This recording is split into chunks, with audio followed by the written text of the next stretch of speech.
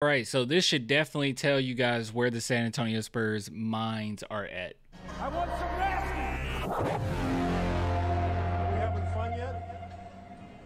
All right, so we had a question, okay? It's been quite a few questions, but one question in particular that I have seen, at least on Spurs Twitter, is, are the San Antonio Spurs going to tank? Which is silly in my opinion. But came across this article. I first saw it on Twitter. I'll be real with you. But this article, this Chris Paul has an incentive in his contract that is very eye-opening, and it tells you exactly where the San Antonio Spurs minds are at. Before we take a look at that, please go support Spurs Invasion, link below in the description box. This is a channel in which I do scripted and edited content, so please go support it, and check out the last video I did on Chris Paul and let me know what you think of it, man. All right, let's go ahead and dive into this. So what is that incentive? He has a total of 8 incentives.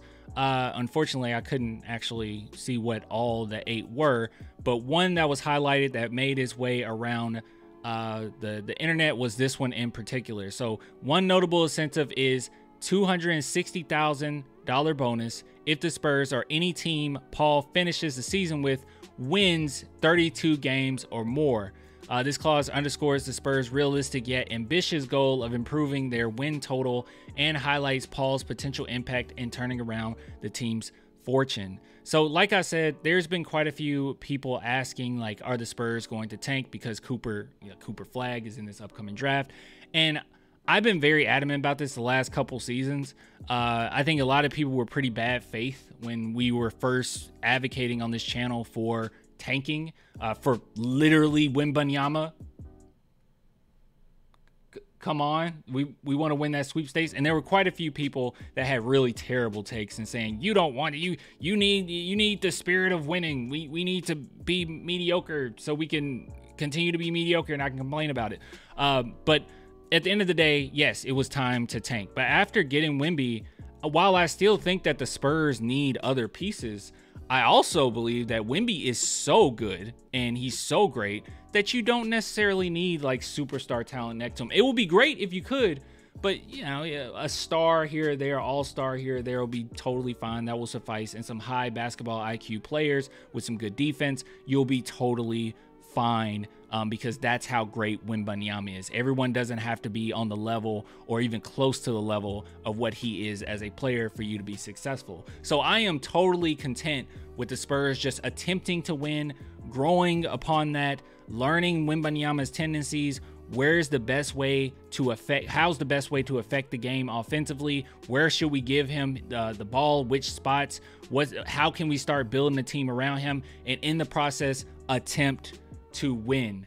I don't think that the Spurs are in tank mode. I don't think that they should be in tank mode. I think it is win right now, try your best to get a dub. And at the end of the day, we have the Atlanta Hawks picks.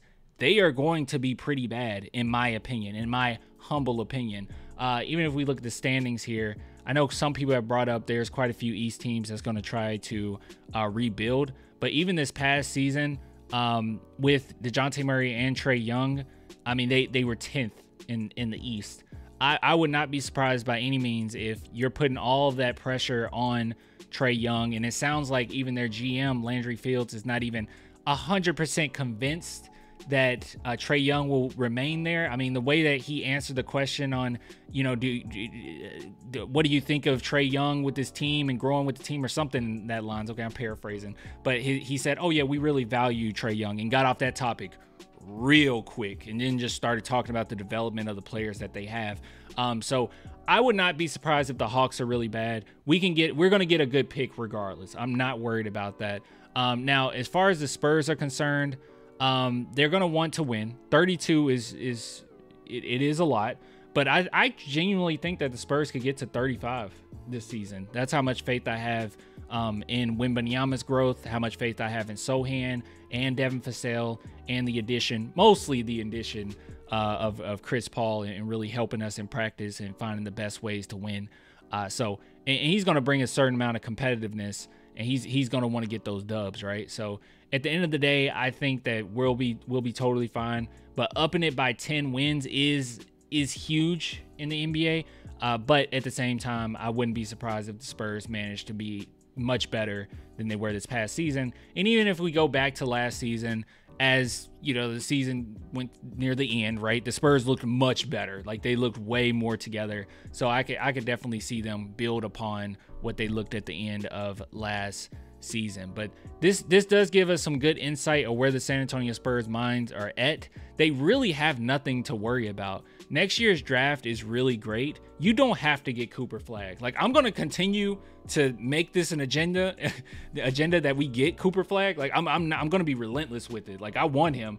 But at the end of the day, it's not one of those things where there's Cooper Flagg and then everyone else is bad, or there's like this huge margin or crazy margin between him and other players. I mean, there's a margin. There's a pretty good margin, but I don't think it's like substantial enough for you to go to the extreme of attempting to tank. Like, I don't think you should do that. And I think that the Spurs they're at least established enough with Vassell, with Sochan, and with Wemby that you need to start winning some more games. It is time. You got to start doing it now. And then, you know, just learn how to win. And yeah, so I'm saying this right now. This season, I was not disappointed with the 22 win at the end. I was not. I know a lot of Spurs fans were, but I was totally content with it going into this season. I just knew it was going to be really tough for us regardless. But I will be very upset if the Spurs manage to not break 30 this season. I think that there's basically no excuse for you not to be able to break 30. I mean, I guess there is excuse. Injuries are excuse, but at the end of the day, I think, you know, if everyone's healthy, everyone going strong, there's no reason for you not to break 30 at least. But yeah, I kind of disagree with this article saying that it's going to be tough. It's going to be tough. It's going to be tough, but it seems like it's alluding to the fact that, you know, they can't do that or whatever. But I think 32. I think 32. You can hit 32 with the addition of Chris Paul, Harrison Barnes, that leadership, and how great Wemby's been lately. I don't see why you wouldn't be able to. But anyways, that's all I really had. Like I said, guys, please go subscribe to Spurs Invasion. Link below in the description box. Let me know what you thought of the last two videos in particular. But hey, the view count is going higher and higher. Look at that. 9, 17, 21. Next one is going to be 100, I think. I don't know. Anyways, get with you guys later. Till next time. Bye.